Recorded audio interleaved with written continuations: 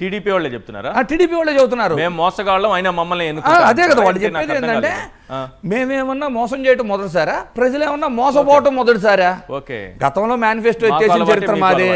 ఇప్పుడు 3వ term manifesto ఇచ్చి వచ్చాం అంటే 4వ టర్మ్ సీఎంగా ఉండా కూడా ఒక టర్మ్ రామారావు గారి అకౌంట్ సార్. అవును. సో 3 టర్మ్లు అధికారంలోకి వస్తే ఈ 3 టర్మ్లో ఎప్పుడైనా ఇచ్చిన హామీలు నెరవేర్చిన చరిత్ర మాకుందా? లేదు. సో ప్రజలకు కూడా తెలుసు చంద్రబాబు గారు ఇచ్చిన హామీలు నెరవేర్చారని, అయినా కూడా ఓటేశారంట. అంటే ప్రజల్ని ఎంత తక్కువ చేసి తక్కువ చేయడం అంటే మోసం చేయడం మా తప్పు కాదు, మళ్ళీ మళ్ళీ మోసపోవటం మీదే తప్పు. ఎప్పుడైనా ఇది ఒకటి లాజికే సార్, వాళ్ళు అన్న దాంట్లో కూడా నాకు తప్పని.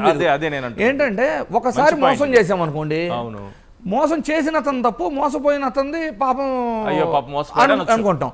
రిపీటెడ్ గా అదే జరుగుతుంటే మోసం చేసి అతను తెలివైన వాడు, మోసపోయిన వాళ్ళే తప్పుడు క్యాలిక్యులేషన్ అన్నది.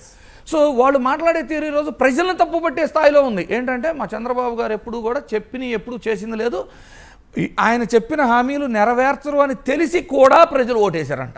తప్పు వాళ్ళది. ఎందుకంటే మేము ఎప్పుడన్నా అడుగుతుంటాం సార్, ఆడబిడ్డ నిధి సూపర్ 6లో ఉంది కదా, నెలకు 1500 ఇవ్వాలి కదా, దాని బడ్జెట్ ఎంత, అది 1,50,000 కోట్లు అయింది అందరికి ఇవ్వాలంటే. అలాంటి హామీ 3 టైమ్స్ సీఎంగా చేసిన వ్యక్తి ఎలా పెట్టారు బడ్జెట్లో అంటే, కాదు ప్రజలకు కూడా తెలుసు అది ఎవరని. నిరుద్యోగ భృతి ఇదివరకు కూడా అంతే కదా, 2,000 చెప్పాము, లాస్ట్ 3 మంత్సే కదా మేము ఇచ్చింది 2019కు ముందు.